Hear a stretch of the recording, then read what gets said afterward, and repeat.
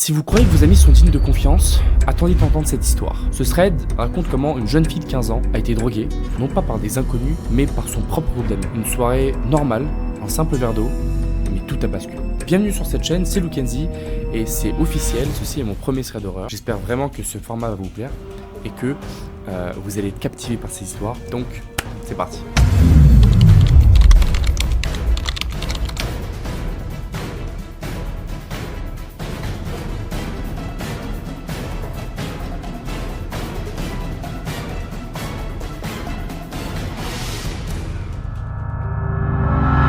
Joey est une jeune femme de 20 ans, installée au Québec, mais cette histoire, celle qu'elle porte encore en elle, remonte à une période bien plus lointaine lorsqu'elle n'avait que 15 ans. Pour Joey, 15 ans, c'était une période un peu turbulente de sa vie. Elle traînait avec un groupe d'amis peu recommandable, elle sortait très souvent, elle buvait et elle fumait, et cette bande était à la frontière de l'insouciance et du danger. Au milieu de tout ça, Joey pouvait compter sur ses deux meilleures amies, Lana et Amy. C'était les trois seules filles, mais elles étaient inséparables et elles sortaient toujours ensemble. Un soir, ils se retrouvent tous chez Xavier, un de leurs amis, qui faisait une soirée. Ils faisaient la fête, et puis comme vous pouvez vous en douter, il y avait de la musique, mais il y avait aussi de la fumée, un peu d'alcool, et tout ça mélangé. Mais ce soir-là, les trois filles ont décidé de rester sobres. Amy devait conduire et elle savait qu'il valait mieux vaut pas boire de l'alcool ou bien fumer des substances. Et donc le seul liquide qu'elles ont consommé, c'est de l'eau qui venait d'une bouteille appartenant à un certain Maxime. Par contre, petite information à ne pas négliger, c'est que Maxime était connu pour utiliser des substances un petit peu fortes. Mais évidemment, Maxime a assuré qu'il n'y avait que de l'eau dedans, et c'était un ami, donc on fait confiance à nos amis. Une fois la soirée terminée, les filles, elles ont pris la route, et Amy, comme prévu, a pris le volant. Mais à peine quelques minutes plus tard, les trois filles ont senti un gros malaise, et elles se sentaient pas du tout bien. Amy, qui conduisait, s'est mise à transpirer, et s'est mis à avoir un gros malaise. À l'arrière, Joey et Lana se sentaient tout aussi mal. Amy finit par comprendre qu'elle ne pouvait plus continuer à conduire dans cet état. Elle se rangea sur le bas-côté, près d'un petit parc totalement désert. Les trois filles sont descendues du véhicule, elles avaient le corps lourd, elles se sentaient vraiment pas bien, au point carrément de s'allonger sur l'herbe et de se reposer. Elles étaient totalement lessivées. Et puis elles sont restées quelques heures allongées, comme ça, sur l'herbe, dans un parc totalement désert, en pleine nuit. Elles étaient incapables de bouger, incapables de reprendre la route, essayant de reprendre une once de conscience. C'était compliqué, donc cette nuit-là, Joey, elle a décidé de dormir chez Lana.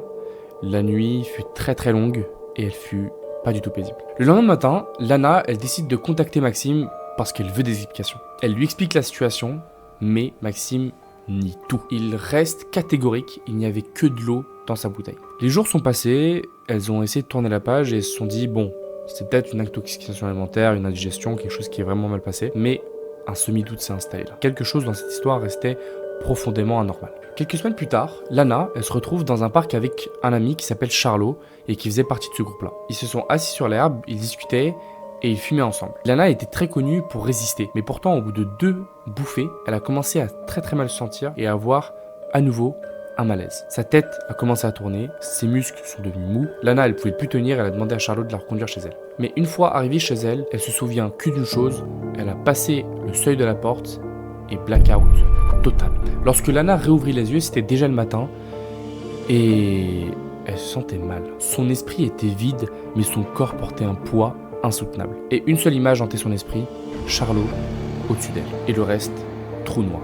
Lana, elle est prise d'émotion, elle pleure, elle appelle Joey en panique, elle essaye d'aligner 3 phrases mais elle n'arrive pas, c'est pas clair, elle sait pas ce qui s'est passé, elle a vraiment besoin d'aide. Joey et Amy, elles accourent, elle la voit tremblante, elle la voit dans un état où elle était vraiment pas bien. Ce jour-là, elles décidèrent de ne plus jamais adresser la parole à Charlot, ni même de le revoir. Pendant plusieurs mois, les 3 amies ont pris de la distance avec ce groupe d'amis, mais les habitudes ont la peau dure. Et un soir d'été, elles se sont retrouvées dans un parc pour fumer, rire, passer du bon temps. Mais soudain, des silhouettes familières s'approchèrent d'eux. Et parmi ces silhouettes, il y avait Charlot. À ce moment-là, Lana et Amy étaient aux toilettes.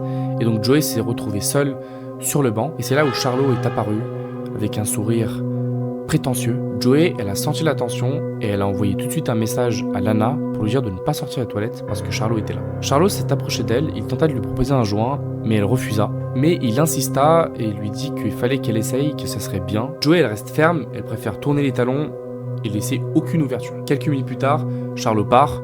Elle appelle Lana et Amy à la rejoindre et elle leur raconte tout ce qui s'est passé. Quelques semaines plus tard, Lorsque Joey marchait dans la rue avec son ami Rami, qui faisait aussi partie de ce groupe-là, la discussion elle a bifurqué sur Charlot. Joey raconta l'insistance dont Charlot avait fait preuve ce soir-là, mais Rami s'arrête net et lui demande une seule chose: est-ce que tu arrives à te souvenir de ce qui s'est passé ce soir-là? Elle lui répondit que non, parce qu'il n'a pas pris le joint et que la discussion s'est arrêtée net. Et Rami lui confia quelque chose qu'il n'aurait peut-être jamais dû lui confier. Il avait entendu Charlot parler avec d'autres amis un soir. Ils évoquaient un plan pour droguer les 3 filles, Lana, Amy et Joey, et les violer. Son esprit refusait d'y croire, mais au fond d'elle, elle savait que tout s'emboîtait. Les malaises, les trous de mémoire, les regards insistants, les bouteilles laissées traîner, tout prenait un sens, et un sens terrifiant. Charlot avait déjà agi avec des filles, elle n'était pas au courant, et selon leur plan, Lana, c'était la première qui était sur la liste. Joey sentit une vague de dégoût mélangée à de la colère. Elle repensa à son amie, à ses larmes et à cette nuit où tout a basculé. Lana, elle, n'a jamais réussi à se souvenir de ce qui s'était passé, mais elle sait au fond d'elle que c'était quelque chose qui n'était pas normal et qui n'était pas bon pour elle. Après cette révélation, les 3 filles, elles ont pris une décision radicale. Elles ont décidé de couper les ponts. Plus de messages, plus de soirées, plus aucun lien avec cette bande. Elles décidèrent donc de se reconstruire, chacune à sa manière, mais elles n'ont jamais réussi à oublier cette période sombre de leur vie. Joey, elle, n'a jamais revu Charlot, mais à chaque fois qu'elle repense à cette période sombre de sa vie, elle a un frisson dans le dos. Elle se rappelle de ces visages qui lui semblaient familiers, mais qui l'ont trahi. Parce qu'elle sait désormais que le danger ne vient pas toujours des inconnus dans la rue, qui peut se cacher derrière un sourire, celui d'un ami en qui on avait confiance. Les amis, ce thread est terminé, j'espère qu'il vous a plu. Alors, c'était pas un thread où on allait parler de choses paranormales ou de choses mystiques. Quand j'ai lu cette histoire, pour la première fois, j'ai eu des frissons. J'ai vraiment hésité à la raconter parce que c'est quelque chose qui pourrait nous arriver à tous. C'est pas juste une histoire qu'on se raconte pour se faire peur, c'est aussi un rappel à faire très attention, à parfois remettre en question nos propres amis. Les amis, c'était Luke Kenzie. Bonne soirée. Okay, let's go.